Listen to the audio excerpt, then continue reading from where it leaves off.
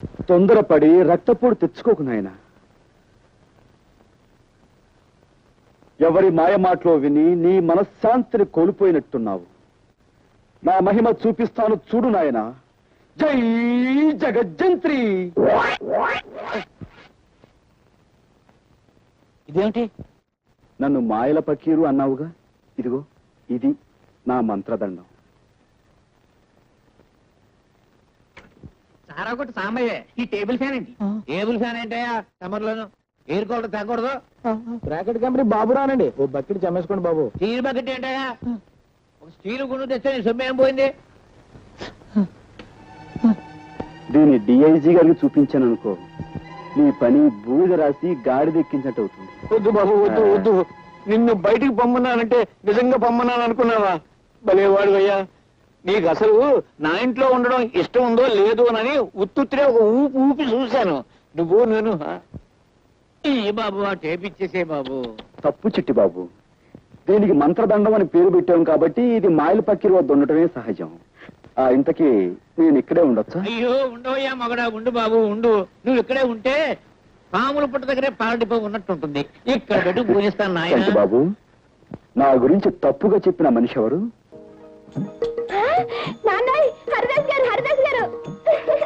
చిరంజీవ చిరంజీవ. నమస్కారం హరిదాస్ బాబు. కృష్ణ చిరంజీవి. కూర్చోండి. ఈ చిరంజీవేనా మీ నాన్నగారు? చిత్తం నేనేనండి. లారీ కింద పడ్డ ఇత్తడి తెప్పాడు అలా ఎంత ఇదిగా చితికిపోయావే చిరంజీవి? దొంగల్ని పట్టుకోవడానికి వెళ్తే గేదె కుమ్మిందండి. మీరు ఇవ్వదొచ్చి మా నాన్నని రక్షించాలా? ఆయన సంగతి చూడడానికి తల్లి నేను ఇక్కడికి వచ్చింది. జై జగజ్జంత్రి. కబోదులకు సైతం కళ్ళు తెరిపించే విభూతి ఇదే నాయన.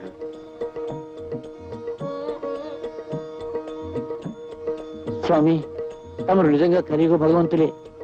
తమరు మా ఇంట్లో ఉంటే సాక్షాత్తు ఆ ఏడుకొండల వాడే మా ఇంట్లో ఉన్నట్టుగా ఉంటుంది.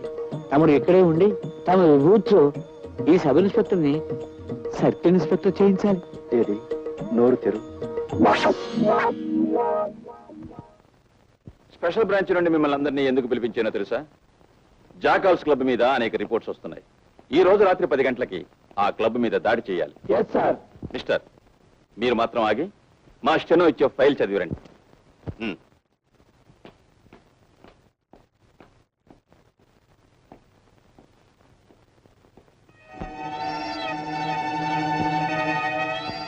మావయ్య, నీ కాపురం చెడగొట్టానికే నేను నీ మేనల్లుడిగా పుట్టాను.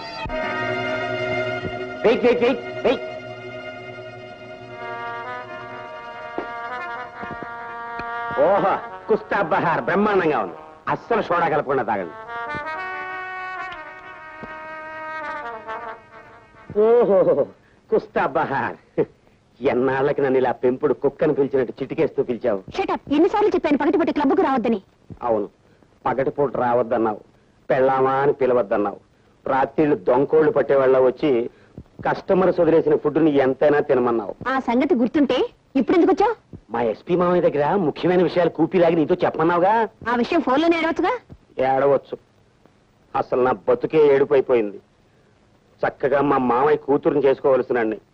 పోనీ నిన్నైనా కట్టుకున్నాను కదా అనుకుంటే నువ్వు ఈ క్లబ్ ప్రొపరేటర్ గారి మీద మోజుతో నన్ను ఎదవ కింద జమకట్టేశావు.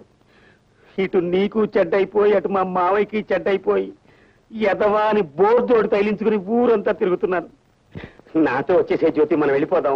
వచ్చేసేయి జ్యోతి.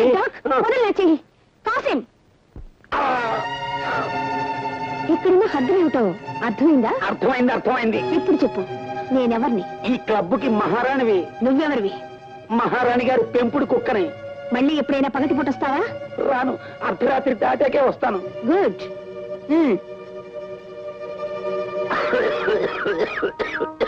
ఇంతకీ నువ్వు తెలుసుకొచ్చిన రహస్యం ఏంటి? మా మామయ్య స్పెషల్ బ్రాంచ్ పోలీసుల్ని పిలిచి ఈ క్లబ్ ని రాత్రికి రైడ్ చేయమన్నాడు.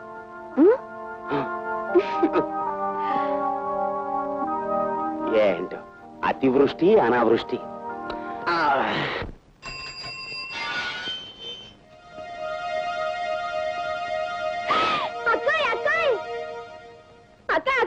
మన ఇంటికి ఎవరొచ్చారో తెలుసా? చూశాను. అతను ఎందుకు వచ్చాడు ఇక్కడికి? మా నాన్నకి విభూది ఇచ్చి నయం చేయడానికి వచ్చాడు. అక్క హరిదాస్ లేదు, జై జగజ్జంత్రి అంటే ఎంత విభూది వచ్చింది. విభూతితో పాటు నీ కళ్ళలో కొట్టడానికి కారం చెప్పించలేదా? అయ్యో కారం నేను అడగలేదే. నీ కాళ్ళంటే చెప్పు, ఉఫ్ అంటే కారం వచ్చేస్తే. అక్క నువ్వు వెళ్ళి కాసే విసిరివా. దీంతో కాదు, ఆ తల భద్రైపోయేటట్టు ఇప్పుడే రాయి విసురుతాను. ఏంటి ఇలా ఉంటుంది? నేనే విసురుతా. ఏమిటమ్మా నువ్వు చెప్పేది నిజమే? నిజం బాబాయ్ గారు, దొంగతనం అతని వృత్తి. అమ్మ బూడిద రాసుకెళ్. విభూతి పేరు మీద నా మొహాన్ని బూడిద రాశానన్నమాట. వాడికి బూడిద ఎలా రాయాలో నేను చెప్తాను, నువ్వు వెళ్ళి వాడిని ఇక్కడికి పంపించు. అలాగే. పంపించు పంపించు.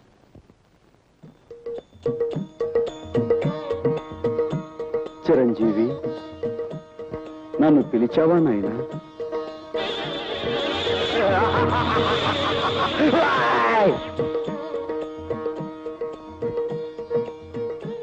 ఏమిటి నాయనా ఆ చూపు? ఇంకాస్త బూడిద నోట్లో పోయమంటావా? నోరు ముయిరా మాయలు పక్కీర్.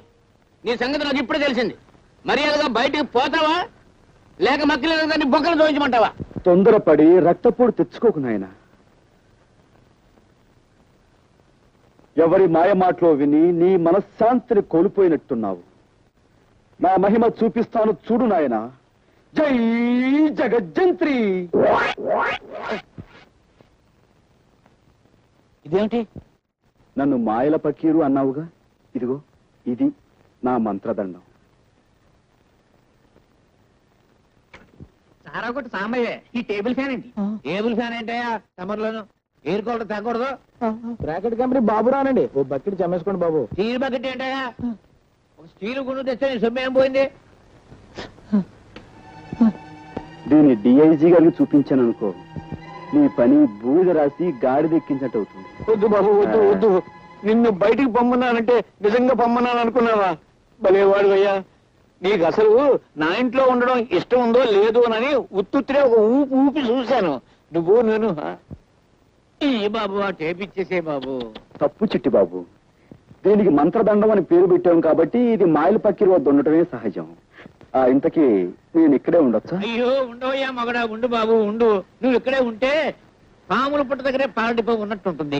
ఇక్కడ పెట్టి పూజిస్తాను ఏంటి నాయన. బాబు, నా గురించి తప్పుగా చెప్పిన మనిషి ఎవరు? ఆ తులసం మనవరాలు శాంతి బాబు. వెంటనే ఆవిడ పిలిపించి, నువ్వు అనుకున్నట్టుగా ఈయన మహానగరంలో మాయగాడు కదమ్మా, మాయానగరంలో మహా మంచివాడు అని చెప్పు. ఏమ్మా? మళ్ళీ ఆ గొడవ ఎందుకయ్యా బాబు? చెప్పలేదనుకో, ఈ మంత్రదండం బాబు డిఐజీగా. బాబు బాబు పిలుస్తాను బాబు, పిలుస్తాను బాబు. అమ్మా తయారు శాంతి రాజులు. అలాగే.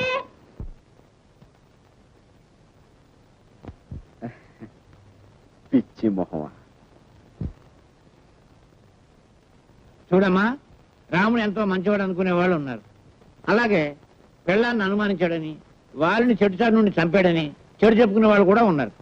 కానీ నిజానికి రాముడు ఎంత గొప్పవాడంటే, అదిగో అమ్మో అమ్మ, ఇదిగో ఈ కుర్రాడు అంత గొప్పవాడు.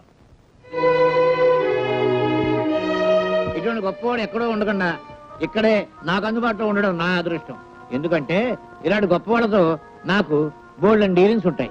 బాబాయ్ ఇంకేం అడ్డు చెప్పకు, అలా నిర్ణయం అయిపోయింది. చేతనైతే అతను ఆలనా పాలనా చూసుకో.